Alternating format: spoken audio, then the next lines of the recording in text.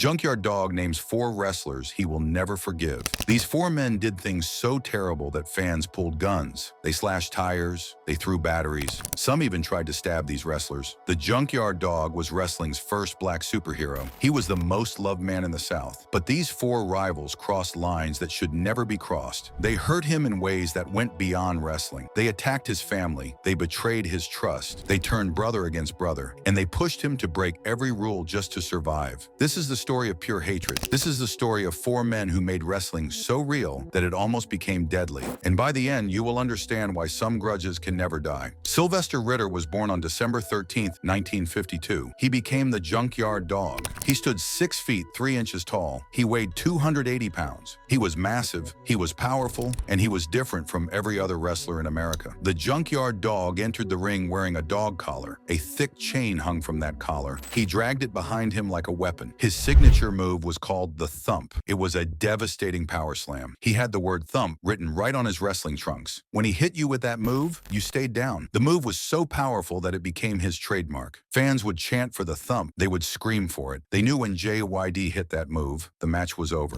Bill Watts ran Mid-South Wrestling. This was the territory that made JYD a superstar. Watts had incredible instincts. He knew exactly how to book the Junkyard Dog. He made JYD unstoppable. The only way JYD ever lost was through cheating. Referees got distracted. Opponents used weapons. Multiple heels attacked at once. But JYD never lost fairly. This made him the ultimate hero. Fans believed he could not be beaten in a fair fight. They believed he was invincible when things were equal. They believed justice would always prevail when JYD was in the ring. The crowds in Mid-South Wrestling were different from anywhere else. They were not like modern wrestling fans. These people believed everything they saw was real. They thought the matches were actual fights. They thought the feuds were genuine hatred. When a heel wrestler hurt the Junkyard Dog, fans took it personally. They saw it as an attack on their community. Black fans saw JYD as their champion. White fans who worked hard for a living saw him as one of them. He represented the common man. He represented dignity. He represented strength. He was proof that good people could win. This created an insane environment. Heel wrestlers got punched by fans. They got kicked in the parking lot. Fans threw batteries at them during matches. Some heels got stabbed. The violence was real. The danger was constant. Police had to escort bad guys out of buildings. Their cars got vandalized. Their tires got slashed. This was not normal wrestling. Heat. This was genuine rage from people who believed their hero was being destroyed. This was a community ready to fight back. This was a fan base that would not tolerate evil. And the wrestlers who became JYD's enemies knew they were playing with fire. Bill Watts knew how powerful this was. He used it to create the most intense storylines wrestling had ever seen, and 4 rivals became so hated that their names live in infamy forever. These were not just opponents. They were enemies. They committed acts so cruel that fans wanted them dead. The Junkyard Dog had many rivals throughout his career, but these 4 stand above all others. These 4 did things that could never be forgiven. These 4 pushed the boundaries of what wrestling could be, and these 4 paid the price for their cruelty. Number 4, King Kong Bundy, the monster who forced JYD to become a criminal. King Kong Bundy was enormous. He was a mountain of a man. He was the kind of wrestler who made other big men look small. In Mid-South Wrestling, Bundy was the ultimate physical threat. He was the monster heel. His job was simple: destroy everyone in his path. And the Junkyard Dog was his primary target. Bundy towered over most wrestlers. He used his size as a weapon. He crushed opponents under his massive weight. And he showed no mercy to anyone. The feud between JYD and Bundy was built on pure physical dominance. Bundy was not a man who betrayed anyone. He was not someone who played mind games. He was just a massive force of destruction. But that made him dangerous in a different way. He represented the kind of enemy you could not reason with. You could not outsmart him. You could only try to survive him. He was nature itself. He was unstoppable force. He was the wall you had to break through. The Junkyard Dog's famous thump was designed for guys like Bundy. When JYD picked up a giant man and slammed him down, it proved he was superhuman. It proved he could protect the people. But Bundy was so big and so dangerous that even the thump was not always enough. This created a narrative problem. How does the hero beat the unstoppable monster? How does the champion defeat someone who seems invincible? How does David slay Goliath when Goliath refuses to fall? The answer was illegal tactics. The Junkyard Dog had to use his chain. He had to bend the rules. He had to fight dirty just to stay alive. And this is what made Bundy unforgivable. He pushed JYD into a moral corner. He forced the hero to become something he was not supposed to be. He corrupted the very nature of what JYD represented. When both men moved to the World Wrestling Federation in the mid-1980s, the feud continued. The WWF saw value in this rivalry. They knew fans wanted to see JYD overcome this massive threat. But the WWF also had stricter rules. They had referees who tried to enforce those rules. And this created one of the defining moments of the feud. The national audience would see what Mid-South fans already knew. The Junkyard Dog would do anything to beat King Kong Bundy. In 1986, JYD faced King Kong Bundy in a match. The referee was Danny Davis. Davis was already a controversial figure. He was known for making bad calls. He was known for favoring heel wrestlers. Fans hated him. They did not trust him. During this match, Davis tried to take away JYD's chain. The chain was illegal. Davis was just doing his job, but JYD could not let that happen. He needed that chain to fight Bundy. He needed that weapon to survive. Without it, he was defenseless. So the Junkyard Dog did something shocking. He hit the referee. He struck Danny Davis. He attacked an official. This was a massive violation. Wrestlers do not put their hands on referees. It breaks the sacred code of wrestling. But JYD was so desperate to beat Bundy that he threw away all his principles. He got disqualified. He lost the match, but he made his point. He would do anything to hurt King Kong Bundy. The crowd understood. They knew why he did it. They knew the pressure Bundy had put on him. This moment showed how far Bundy had pushed him. The Junkyard Dog was supposed to be the hero. He was supposed to represent justice. He was supposed to follow the rules. But Bundy was such an overwhelming physical evil that JYD had no choice. He had to become a rule breaker. He had to become the kind of wrestler he normally fought against. And that corruption of his character was something JYD could never forgive. That moral stain was permanent. King Kong Bundy did not betray JYD personally. He did not stab him in the back, but he forced JYD to compromise everything he stood for. He turned the hero into a villain, even if just for a moment. That kind of psychological damage runs deep. That kind of moral injury never heals. King Kong Bundy made the Junkyard Dog question who he was. And for that, Bundy earned his place on this list. Number 3, Butch Reed, the jealous brother who walked away without punishment. Butch Reed was one of the top stars in Mid-South wrestling. He was talented, he was charismatic, he was athletic, and most importantly, he was black. This made him a natural partner for the Junkyard Dog. For a time, Reed and JYD were both fan favorites. They both represented the same community. They both fought for the same people. They were brothers in arms. Fans loved seeing two black wrestlers at the top of the card. It was rare, it was special, it was historic. But professional jealousy destroyed that bond. The Junkyard Dog had the top spot in the territory. He was the biggest star. He was the main event. He was the man everyone came to see. Reed was very good, but he was not JYD, and that ate at him. He wanted what JYD had. He wanted the spotlight. He wanted the glory. He wanted the love that fans gave to JYD. He could not accept being second best. Things got worse when JYD needed a tag team partner. He chose Hacksaw Jim Duggan. This was shocking because Duggan had been a bitter rival. He had fought JYD many times, but JYD forgave him. He extended his hand. He offered Duggan a chance at redemption, and Duggan accepted. They became partners. They became friends. This showed JYD's character. He believed in second chances. He believed people could change. Butch Reed watched this happen. He felt disrespected. He felt passed over. If JYD needed a partner, why not choose Reed? Why choose a former enemy instead of a friend? Reed could not let it go. He made a decision that changed everything. He said it was time for Butch Reed to look out for Butch Reed. Those words marked his turn to villainy. Those words destroyed a friendship. Those words started a war. Reed became a heel. He attacked the Junkyard Dog. He declared war on his former friend, and the territory exploded. This was not just another wrestling feud. This was a fraternal war. This was two men from the same community tearing each other apart. Black fans felt betrayed. They had two heroes, and now one had turned evil. The emotional impact was devastating. Children cried. Adults shouted. Everyone felt the pain of this betrayal. The matches between JYD and Butch Reed were brutal. They did not have normal wrestling matches. They had stipulation matches designed for violence. They fought in dog collar matches, where both men wore collars connected by a chain. They had chain matches where they could use the chain as a weapon. They had ghetto street fights where there were almost no rules at all. These matches were bloody. They were vicious. They were designed to look like real fights between men who genuinely hated each other. Blood flowed freely. Bodies hit the floor hard. The violence was shocking. The violence kept escalating. Each match was more intense than the last. Fans ate it up. They wanted to see Reed punished. They wanted JYD to destroy the man who betrayed him, but something happened before that punishment could be delivered. The Junkyard Dog left Mid-South Wrestling. The story was incomplete. The ending never came. In August of 1984, JYD signed with the World Wrestling Federation. This was a huge opportunity for him. The WWF was national. It meant more money and more fame, but it also meant leaving unfinished business behind. The feud with Butch Reed never got a proper ending. There was no final showdown. There There was no decisive victory. JYD just left. He walked away from the war, and Reed remained standing. Butch Reed stayed in Mid-South. He continued wrestling there. He eventually moved on to other territories. Years later, both men ended up in World Championship Wrestling. They faced each other again, but it was different. The crowd was different. The intensity was gone. The magic of Mid-South could never be recaptured. Those fans in Louisiana and Mississippi had been uniquely invested. They had believed every word. They had felt every emotion. WCW fans just saw it as another match. The fire was gone. The hatred had cooled. The moment had passed. This lack of closure makes Butch Reed's betrayal even worse. He got away with it. He turned on his brother and never paid the full price. In wrestling, the story is supposed to have an ending. The hero is supposed to get revenge. Justice is supposed to prevail. But Reed avoided that justice. He slipped away before the final chapter could be written. He escaped the punishment he deserved. For the Junkyard Dog, this must have been maddening. He never got to truly defeat Reed in the place where it mattered most. He never got to stand victorious in front of the Mid-South fans who loved him. Reed's jealousy destroyed a friendship. His ego shattered a brotherhood. And then he escaped without facing the ultimate consequences. That kind of unresolved hatred never goes away. It festers, it grows, it becomes permanent. Butch Reed earned his spot as an unforgivable enemy simply by walking away before JYD could finish him. Number 2 is Ted DiBiase, the partner who sold his soul for money. Ted DiBiase was the Junkyard Dog's tag team partner. They were not just partners, they were friends. They were beloved together. Fans adored them. They represented two different communities coming together. DiBiase was white, JYD was black, but they fought side by side. They protected each other. They trusted each other. In Mid-South wrestling, that bond meant everything. They were proof that people from different backgrounds could unite. They were proof that friendship was stronger than hate. But Ted DiBiase wanted more. He wanted wealth. He wanted status. He wanted power. And to get those things, he was willing to destroy everything. DiBiase turned heel in one of the most shocking moments in Mid-South history. He betrayed the Junkyard Dog. He attacked his friend. He broke their bond for money and greed. He chose material things over human connection. This was not a physical attack like the Freebirds. This was not jealousy like Butch Reed. This was pure moral corruption. DiBiase chose personal gain over brotherhood. He chose wealth over loyalty. He chose himself over his friend. This made him the worst kind of villain. He was not a monster. He was not insane. He was just selfish. And selfishness is something everyone can understand. It is relatable. It is human. And that makes it even more disgusting. People can accept a monster, but a greedy friend is unforgivable. The storyline centered on DiBiase's greed. He wanted to be rich. He wanted to be important. He wanted to be seen as better than the common man. The Junkyard Dog represented the working class. He represented the people who struggled every day. DiBiase's turn was a rejection of those people. It was a rejection of everything JYD stood for. It was a slap in the face to every fan who worked hard for a living. It said that money mattered more than people. The feud between JYD and DiBiase became one of the most intense in Mid-South history. They had a famous loser leaves town match. This stipulation meant the loser had to leave the territory forever. The stakes could not be higher. DiBiase used a loaded glove to win. He cheated. He lied. He stole the victory. And the fans erupted with hatred. They screamed. They threw things. They wanted DiBiase's blood. He had proven that he would do anything for personal gain. Ted DiBiase quickly learned what that hatred meant. He was scheduled to wrestle JYD in New Orleans. The crowd in New Orleans was estimated to be 95% black. DiBiase knew he was in danger. He was terrified that fans would attack him in the parking lot. He was afraid they would vandalize his car. He was afraid they would steal his wheels or slash his tires. So he refused to drive himself. He needed protection. He needed someone to shield him from the consequences of his betrayal. DiBiase rode with Grizzly Smith. Smith was Bill Watts' agent. He was a neutral figure in the storylines. He was not a heel. He was not a babyface. He was just a company employee. He was considered safe. DiBiase thought riding with Smith would protect him. He thought the fans would leave Smith's car alone. He was wrong. He underestimated the depth of their rage. After the match, Grizzly Smith walked to the parking lot. All 4 tires on his car had been slashed. Every single one. The fans did not care that Smith was neutral. They did not care that he was just doing his job. He had helped Ted DiBiase. He had driven the traitor to the building, and for that, he had to be punished. This was not just vandalism. This was a message. Anyone who helps DiBiase will suffer. Anyone who sides with greed will pay a price. This incident shows how deep the hatred ran. The fans took the betrayal personally. They saw DiBiase as someone who rejected them. He rejected their way of life. He rejected their values. He rejected their hero. And they wanted him to pay. They could not hurt DiBiase directly, so they hurt anyone associated with him. The rage spread like a virus. It infected everyone nearby. No one connected to DiBiase was safe. Ted DiBiase would later become the $1 Million